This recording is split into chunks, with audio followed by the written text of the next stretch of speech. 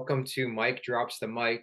I'm back, and I'm back today with Eric Guilmette. He's come back on the show. He came on a couple years ago when we were going. Then he was fitness coach, model. He's on pretty much, it seems like every single romance cover of any book ever. And now he's going much more into acting. Eric, how you doing today? Mike, I'm doing good. Thanks for having me on again. Yeah, I'm not on every cover, at least not yet. But I'm on just a couple. We'll say that. It feels like it. It feels like Yeah, it. it's funny. You shoot these things, and then like a year later, the cover comes out. And I've been shooting so much for book cover over the last 3 to 4 years that every week, I swear to God, there's a new book that comes out that I'm on, and I'm like, it never loses its like prestige for me. It's always nice to see because I love like a real tangible, piece of work. And every cover, I feel like they just get better. I always feel like it progresses. The designer does a good job and makes it look cool. So it's a lot of fun. I love that industry. I was actually just talking to a photographer from that industry right before we hopped on this interview. So are you trying to push away from that at all, or are you still welcoming all business when it comes to that? I've pushed away from some modeling stuff, like not in a bad way. Like there's nothing wrong with doing it, but I just needed to focus more on acting. In 2023, going into 2024, my career pivoted more towards the acting space, which it didn't just happen. Like I pivoted it. That's Yeah. an interesting concept as well. People just like act like, oh, like you just started getting job offers for movies and stuff like that. It's like no, I purposefully started saying no to some modeling stuff and pushing more towards acting, working on my craft more, like submitting for more stuff like that, auditioning like crazy. And then, obviously you start booking. But yeah, in the overall arching aspect of it, I purposefully tried to just stay away from trying to do more modeling, but I was always open to it. And the book cover stuff, I'm always open to that. I think that's a lot of fun. I Yeah. love that industry because people are passionate about it, and so it makes it fun for me. When you were making more of that transition, like you were saying this last year in 2023, from the modeling towards the acting, and you're working on your craft, you're taking more lessons, you're doing everything like that, you're auditioning a ton. I can't even imagine how many auditions you've sent out and everything like that. But what are some of the main things you've learned throughout that process of becoming more of an actor in developing your craft that way? Um, that's a great question. So one of the main things I'll say is like, you know, probably 3.5 years ago when I actually started taking acting classes, like I was horrible. I went into an acting class and I got humbled real quick. And It was a humbling that I needed. Like I love constructive criticism. I grew up playing hockey and football and baseball, and in the car rides home, my dad would be like, "Hey, like good game, but you did this wrong. You needed to improve on this, stuff like that." So I love when people tell me like, "Hey, you need to work on this." Um, and for acting, that's how it was. I started taking acting classes, and I did that for about a year and a half straight while I was kind of auditioning, getting my feet wet, getting an understanding for the industry.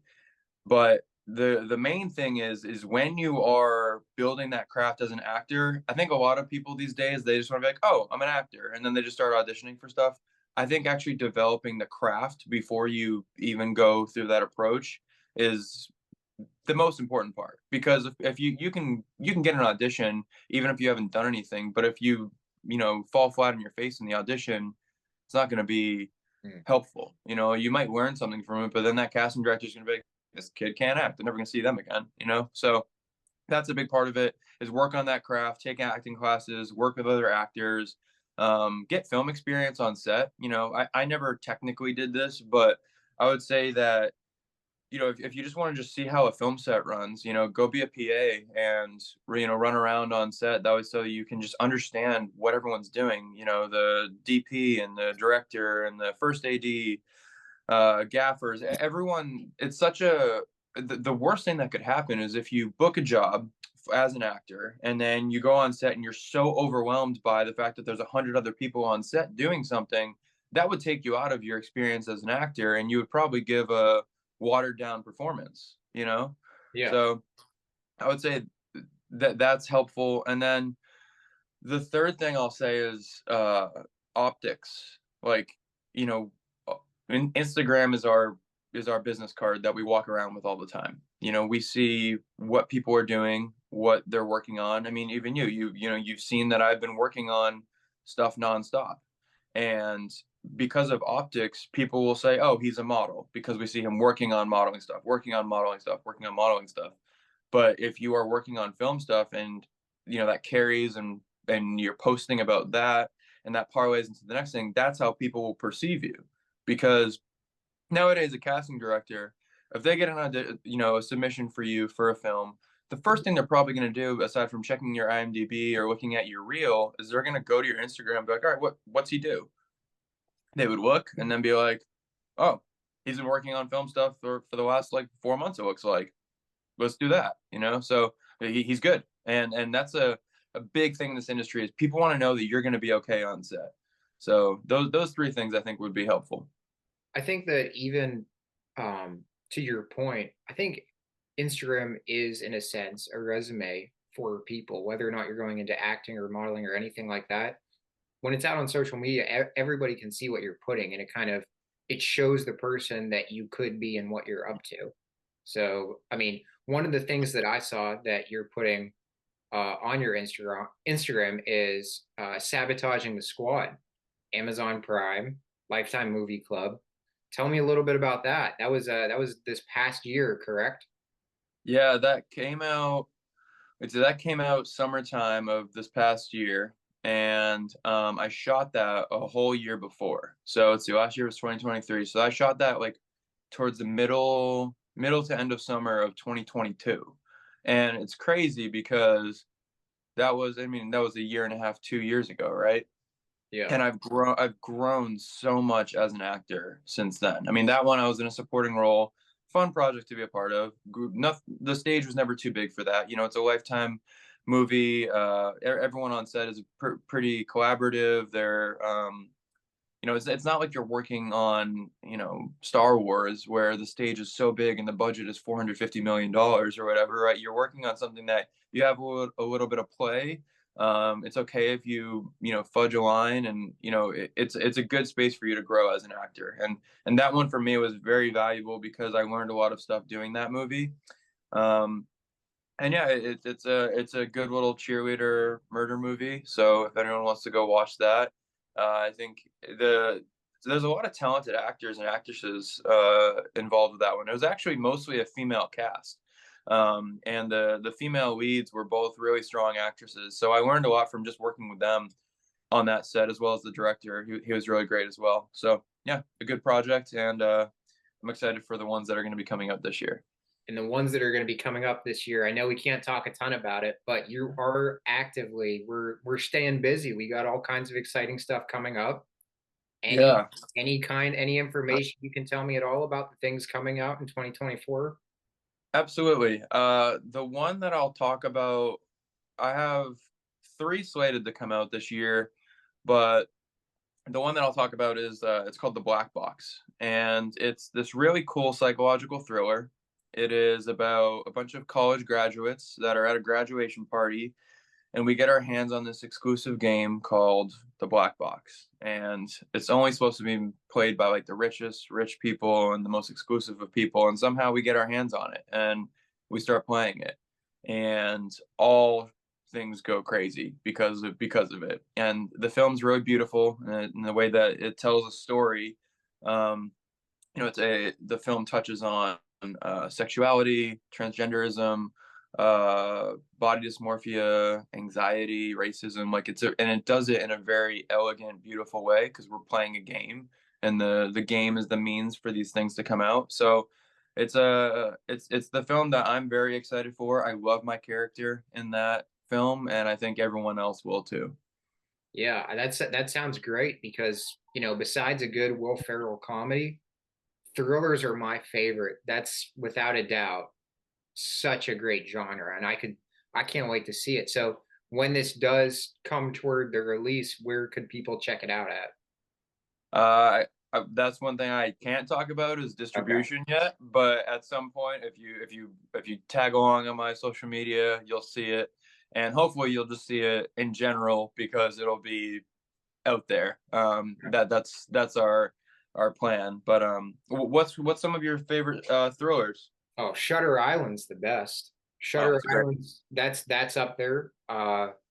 Prisoners. I watched that again the other day. That's a great one with Jake Gyllenhaal and Hugh Jackman. Uh, Split's a great one too with James McAvoy. Hmm. What about you? What do you think? I love Shutter Island as well, so it's funny you brought that up. That's a very just well done. I also it's funny because people always be like, "Oh, so who dies?" Because everyone just imagines that someone is going to die in a thriller or a horror film or whatever. And what I love about a psychological thriller is it kind of like pushes that to the back of your mind where you're not thinking about someone dying. And then if it does happen, it's even more impactful, but it's more so the psychological aspect of the whole thing. I would say that for me, my favorite psychological thriller, even though it's a TV series, is You. I'm not sure if Oh you watched yeah. You. Come on. Yeah. Come on. That I, that that could be you. You could be Joe Goldberg if they cast bro, you in that one. if they recast Joe Goldberg, or Penn Badgley wants to hang it up and they want to keep the series going, if they ever came to me, that would be my ideal role. I love roles that are dark and edgy like that, and you can't almost like people would be like, oh, I couldn't imagine you being so like mean and all that. I'm like, that's the point. You don't want to imagine me being mean and fucked up and stuff. Yeah. And Yeah. yeah, No, so I would love that's that. yeah, that's see, I think about that. I was thinking movies, but oh my gosh, that's one of my favorite shows. It is so good. And I love the last season they did, how they made it like the game, it's kind of like Clue, essentially. Yeah. With I don't want to say like any spoil. I mean, it's been out for a while, but It's yeah, been out, yeah, trying to figure Eric out who the Guilmette murderer. doesn't it. Yeah, if you haven't seen it, what are you doing? Like, come Yeah, on. yeah. It's But funny. I haven't seen a lot of things that like come out. People will talk about like I still haven't seen Squid Games, and I haven't seen a bunch of things that are kind of mainstream. But some of the stuff that I see like that, I can talk at nauseum about You, just because the acting job that Penn Badgley does, the way it's shot it's so well done. Where it's like a distorted lens on the edges, and so it just gives that eerie feeling to the audience where you're watching it and you feel uncomfortable just because of that eeriness. And those things make a film or a TV show, any sort of production, just feel so raw and genuine and elevated. And yeah, that whole production I think is, you know, top shelf. yeah, top notch without a doubt. Shifting back to you, I have another question here for you. So we talked about these different projects you have coming in 2024. It's early January right now. We got the whole year ahead of us. Are you somebody who makes New Year's resolutions, anything like that? I Great question. New Year's resolutions. Not a big resolutions guy. I I'm always writing notes to myself. So one thing that I think is valuable for anyone is to write to yourself, and either that's directly to like, dear Eric Guilmette, or just writing little sticky notes for yourself, whatever. And I have a bathroom. My bathroom over there is just covered sticky notes head to toe of things that I write to myself. And it's really cool because it's like it's one of those things where if you're always doing that, you don't need to really create resolutions. Like you didn't need a new year to become a better version of yourself. You just needed maybe a new day, a new week, right? And I think a lot of people, they, again, different strokes for different folks. But for me, I'm not a big resolution guy. I know this year's already off to a phenomenal start. It's going to be a phenomenal year. I've known this for months now, so it's not like I had to put any stock in the year changing for it to change the way my life is going to go. But one thing I will say is I'm a big manifester, not in the sense of like, oh, I'm going to win the lottery and then I'm going to win the lottery. That's not my type of manifesting. My manifesting is very realistic, but I will write every 6 to 12 months, I'll write myself a letter talking to myself and like from my future self. So I'll be like, hey, I'm so proud of you for accomplishing this, this, this, and this. And I'll be very discreet in what I accomplished, and it'll be something that is, you know, manageable. It's not going to be something like out of like, oh, you know, I can't believe you made $5 million this year. It's like, no, like let's not be too crazy. You know, even if I booked a crazy movie role, it wouldn't pay $5 million or $1 million. So but doing that, it helps you because it kind of subconsciously programs your mind to look for opportunity. Have you ever heard of the red car theory? No, I haven't. What is that? Okay, so let's say that someone told you, "Hey, every time that you see a red car today, I'll pay $100." Well, then you would go out into the world and you would be looking for red cars. You'd be driving around and you'd be like, "Oh, red car, $100. Oh, red car, $200." And but if they weren't paying you that, you wouldn't be looking for it. And the whole premise of that is opportunity. If you are out there looking for opportunity, you're going to be searching for it. Otherwise, it's just going to pass you by like a red car would. And so, if you're actively out there looking for opportunities, it changes the way that you view the world and you view yourself and your actions and everything. And I'm always trying to create opportunities kind of out of nothing, not like pushing an agenda, like a hidden agenda when I meet someone or whatever, but it's literally just finding a connection between people, figuring out where you overlap, and just being like, hey, like that's really cool that you're working on that. Tell me about that. You know, it's just and everything kind of grows. Everything is an opportunity if you look at it that way, and that's been very helpful for me in my life. Yeah, I was smiling when you were talking there because you're saying so many things that I completely agree with. I also, so first off, you're talking about notes in your bathroom. I got my bathroom over there. Anybody who knows me who's ever been to one of my apartments, they know that I keep sticky notes on my mirror and I look at every morning. And they'll say Yep. something like lead by example, be a leader. I have a note that a lady wrote me once that I was treating her for occupational therapy, and she wrote me a note, and I keep it up there to remind myself, like just being a good person, be genuine, just those little daily reminders. So also like you, I don't believe in resolutions necessarily, but what I have up here, I have a vision board. So I made like a vision board that has pictures of different things that I want to stay on top of like throughout the year. So different things with, eating right, working out, just different quotes and things for inspiration because I think that a lot of people make New Year's resolutions and then if for whatever reason they don't stick to it 3 weeks into January, they feel like 2024 is lost. And that's just not the case. If you're just consistent over time with these little motivational tidbits and things like that, that's going to make 2024 exceptional for you. So I Absolutely. really liked what you were saying there. That's good stuff. Yeah, you're so on point with that. If it's kind of like a fitness journey, like you're not just gonna like give in on on your health and be like, oh, I'm done. You know, time to get 100 pounds overweight, right?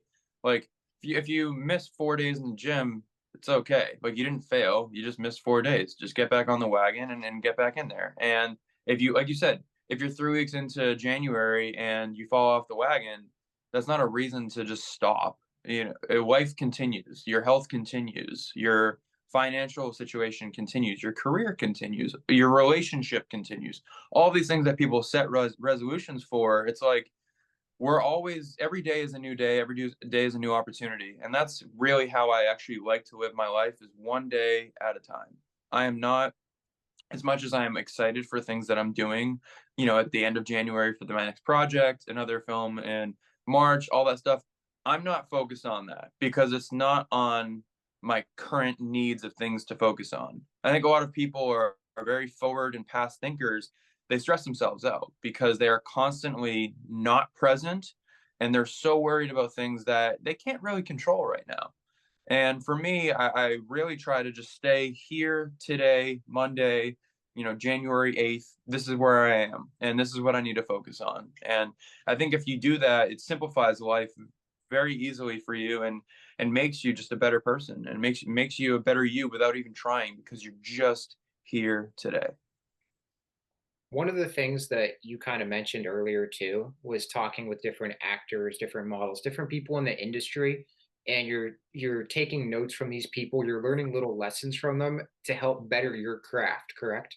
So Oh, one of the things I've been doing is I like talking to people and finding out you're talking about being present.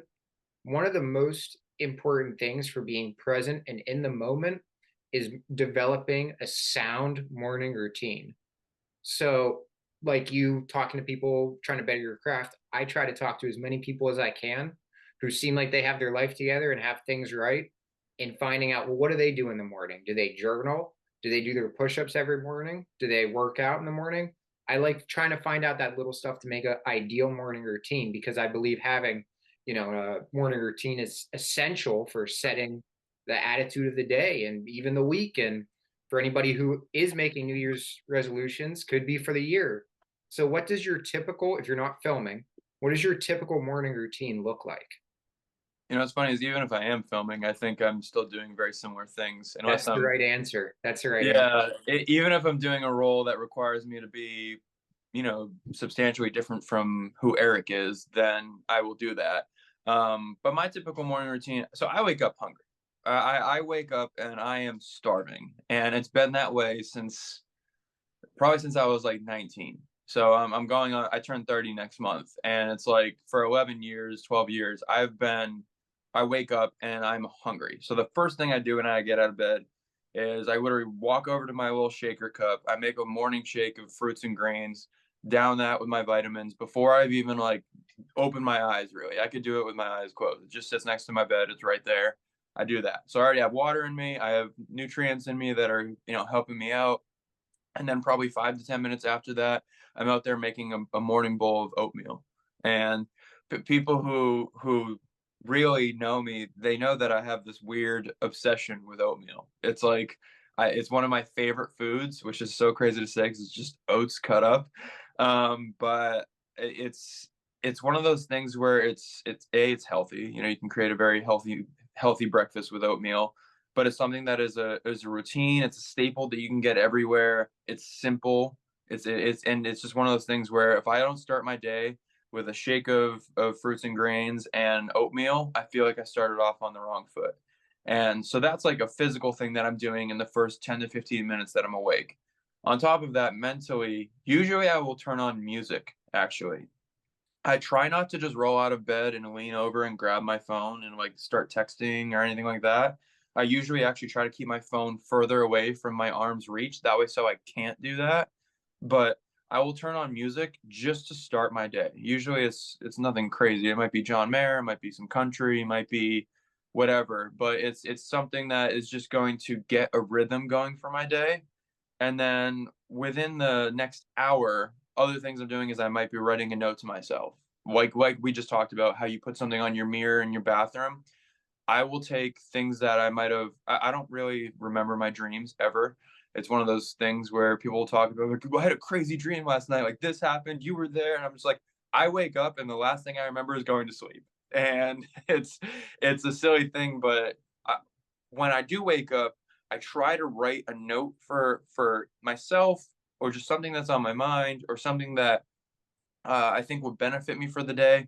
And I write that down. And by doing that, it starts your day on a positive note. And then within the next hour or two, I'll usually just go to the gym, work out, and I mean any typical, I think fitnessy person, that's their one of their routines is like wake up, either eat, lift, eat, or just wake up, lift, eat, whatever.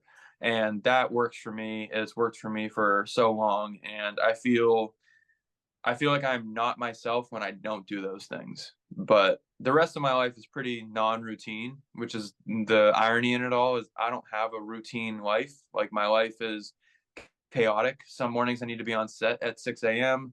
Some mornings I was up until 5 a.m. doing a project and I got to bed at a very late time.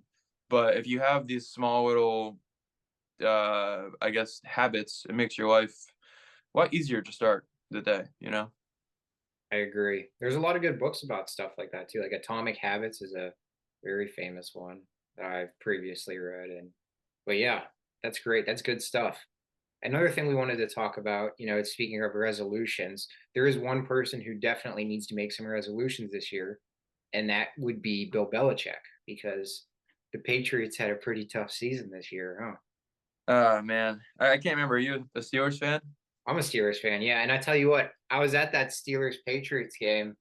I love the Patriots, so I have no room to talk really, but 21-18. Yeah, I remember I Thursday was, Night Football. It was a tough year. I mean, again, I'm from New England. I'm almost 30 years old. I've been spoiled for the majority of my life with not just like championship teams, but just always winning record teams. I think we had what 19 straight seasons under Bill Belichick with a winning record, and it's like it's absolutely wild to think of. And yeah, I hope I think that by the time this interview actually comes out, we actually might know the fate of where Bill Belichick is going to be. But for me, a lot of people get salty about it. Like him, Robert Kraft, Tom Brady, like they had like a marriage pretty much for about 20, 25 years, right? Most marriages last what, 4? I'm not a marriage expert, but I would imagine that most marriages don't last more than 5 years. And so I think that everything they've accomplished together is phenomenal. If Bill wants to move on or Robert wants to move off of Bill, I think that it's completely justified. I hope that Bill doesn't go. I'm faithful to Bill, and I think that it was just as much Bill Belichick as it was Tom Brady. Even though nowadays everyone just says it was all Tom, I'm like, well, the first 3 Super Bowls we won because of our defense, not because of our offense. And so he's one of the greatest football minds to ever exist. He still can coach defense like crazy. I mean, our defense was actually nasty this year, but we were just always in bad field position because our offense was god awful. So yeah, I'm excited to see what the Patriots will do in the offseason. If we're obviously going to go get a quarterback, and we're obviously going to have a few high draft picks that we should be able to get some position players, skill players too. But I hope that all of that is under Bill Belichick and he'll be coming back. all right, so if Bill Belichick comes back next season, so we're not, you don't like Mac Jones, Bailey Zappi. I don't know if you can. I don't know if anybody can like them in the future. So we have to get a quarterback, but you need a wide receiver too. You got nobody for them to throw it to. You The know? irony is we have second we have wide receivers that would be like second and third options on other teams. And I don't know why we just can't put it together. Like Devontae Parker was a number 1 in Miami for a long time. Mhm. Juju Smith-Schuster was a number 1 or number 2 in Pittsburgh, right? And then Yep, went to yep, Kansas City, was like a 2-3 there. yeah. Um, Kendrick Bourne was a 2-3 in San Francisco. The Demario Douglas kid, he's got some promise. He's been pretty good. So, and even our tight ends are pretty good. Hunter Yeah. Henry, good. Mike Gesicki, pretty good. It's crazy because I'm like, we don't have like people talk like they're like that he's throwing the lawn chairs out there. It's like they're not that bad of a receiving core, but the issue is we don't have like a DeAndre Hopkins or Devontae Adams. We don't have that number 1, and we definitely need that to open the field up a little bit. It was hard because for most of our time watching the Patriots, we always had that threat. We had Gronk, we had Edelman, we had Randy Moss for a while, we had Wes Welker. We always had some reliable number 1 option, and we just don't have that right now. So we're gonna need that. I think that Bill should not be in charge of player personnel for the offense. I think anyone with a brain could agree with that because he sucks at drafting.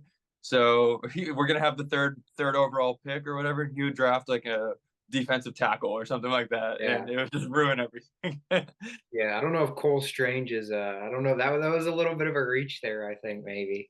But yeah, I Yeah, agree. You got a bunch of number 2 guys, but you need that number 1. When you had Pittsburgh, you had Antonio Brown. One of the reasons Juju was so good in Pittsburgh was because you had to double cover Antonio.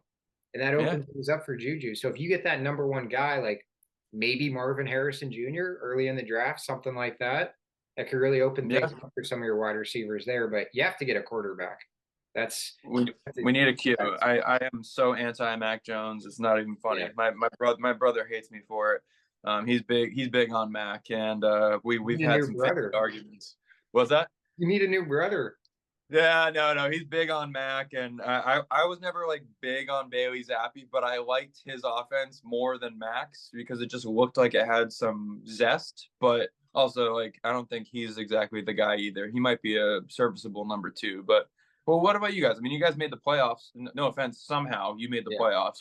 I'm surprised that you squeaked in, but Come on, now you it's the can't be playoffs. Anything can surprised. We happen. got we got Mike Tomlin. You can't be surprised by that. He'll find a way. I mean, we'll get in the playoffs. We won't get a win. We never get a Yeah. win, but we get in.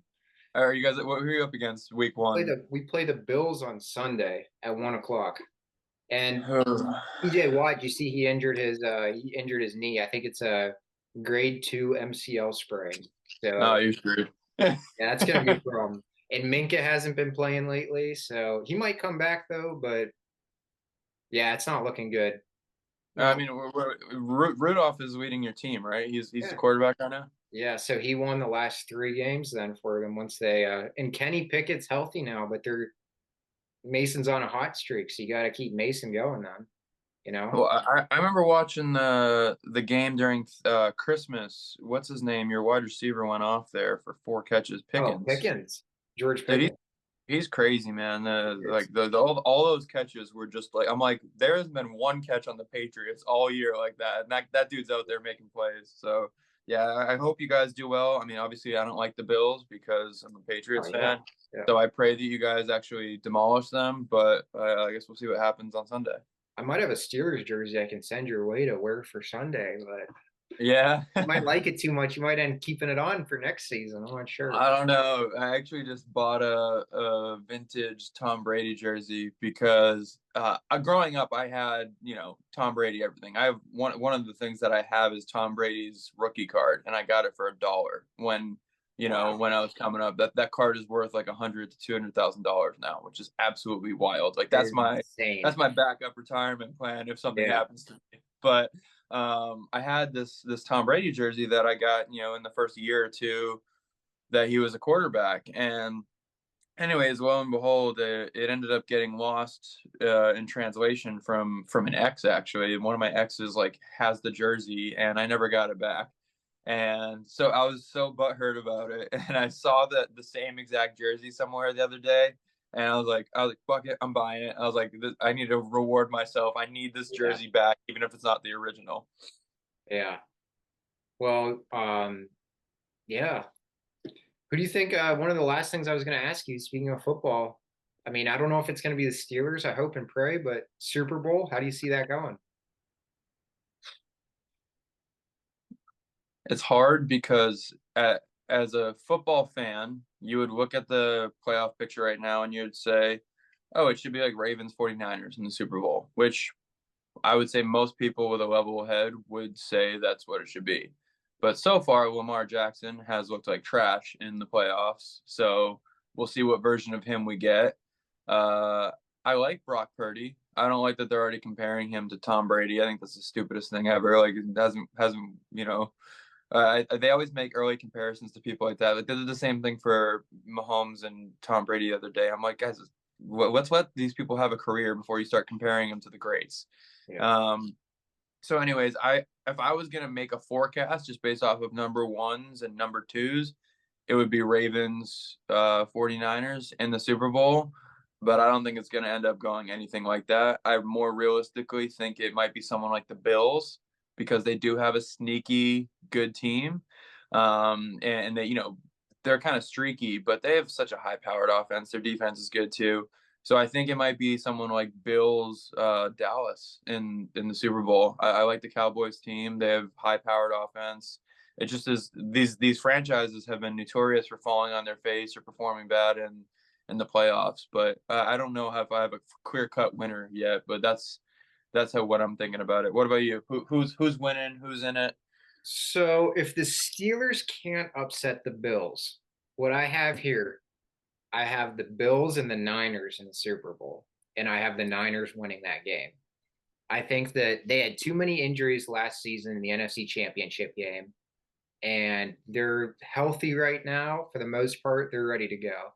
So I think it doesn't matter who comes from the AFC. I think the 49ers are going to win that Super Bowl game.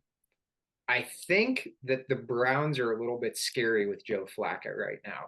I hate to say it, but there's something special going on in Cleveland. Yeah. So I am looking forward to Browns beating the Texans. Then the Browns go to Baltimore. Browns beating Baltimore in Baltimore, Joe Flacco return game. to Baltimore. Because, like we said, we don't know what kind of Lamar Jackson we're going to get in Baltimore. And then I think that Browns will lose to the Bills AFC Championship game.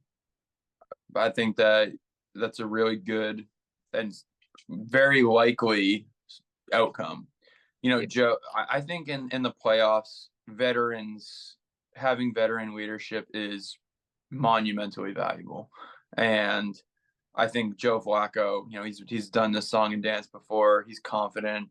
I don't want to say he's playing on borrowed time right now, but when you're playing and like there's no nervousness because it's like the fact that we're even here is crazy. So whatever happens is meant to happen.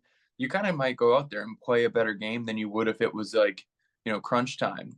And Mhm. someone like him who was just sitting on his couch, you know, 2 months ago, it's like it's a pretty wild thing. And I think that he definitely has the likelihood. I mean, CJ Stroud, rookie, great season, but I don't think he's going to perform that well in the playoffs. I think Lamar is going to be Lamar in the playoffs, and I think that'd be a really good Cinderella story for Flacco to make it to the AFC Championship game against Buffalo. That's very very likely. Yeah, the Browns have nothing to lose at this point. So that's the kind of mentality that Flacco probably has in that team is, hey, it's just they got nothing to be nervous about. They're the underdogs. So again, I don't see them beating the 49ers or the Bills, but that's how I have it right now. We'll see what happens, man. It'll be fun. Well, Eric, I wanted to thank you again for talking today. We talked a little bit about your current projects. We talked about Instagram. People can find you at Instagram at Eric Taylor Guilmette. And I'll put a link for your Instagram below so people can follow you and stay updated with your upcoming projects, everything good going on in your life. Is there anything else you want to add? Any final messages?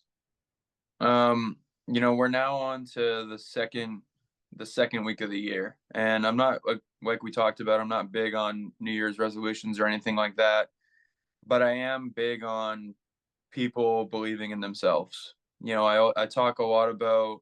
I have such a great support system out here in Los Angeles and Long Beach, really, um, of people who have been mentors for me and helped guide my career and helped just give me little tidbits on what to do, what not to do. And a lot of that is belief. And for anyone who is listening right now, it, if you believe in yourself for something, like really listen to that. If you have a dream and you actually want to do it, like do it. Well, life is short. Unfortunately, we lose people all the time, and a lot of the things that people regret at the end of their life is not doing something that they really wanted to do, and not going for their dreams. You know, letting their dreams die in the graveyard. So for anyone who's listening right now, if you have a dream, do it, and then do it like you are gonna make it no matter what. Like believe in yourself more than anyone else and just go for it. And that's one thing that I've been proud of myself for is I've known that I was gonna make it in this career long before I even got into this thing, I mean, before I actually took it seriously. So seriously, anyone who's listening, if you have even an inkling of something that you want to do or that you aspire to do, just start making those little baby steps towards doing it, and then go for it. You know, and I think that when you then get into 2025, your year will look a little bit more bright and a little more exciting because you took those steps towards it. And that's one thing, Mike, I can say about you is, you know, you're finishing up your time in school and stuff, and you're still doing this and learning from people, and you're a smart kid for that, to really like do something that is inspiring to you, to help you grow, help you make a better you for the rest of the world to grow from. And that's one thing that is huge, man. Like if you can make a better version of you, everyone else that you come across benefits. And that's just how it is. Like, and I think that starts with having something that you believe in, something you want to do, something that you dream about, and just fucking going for it. So yeah. Solid message. I appreciate the kind words too. So thank you, Eric. And again, stay posted with everything going on with Eric. And thank you again for coming on today. Thanks, brother.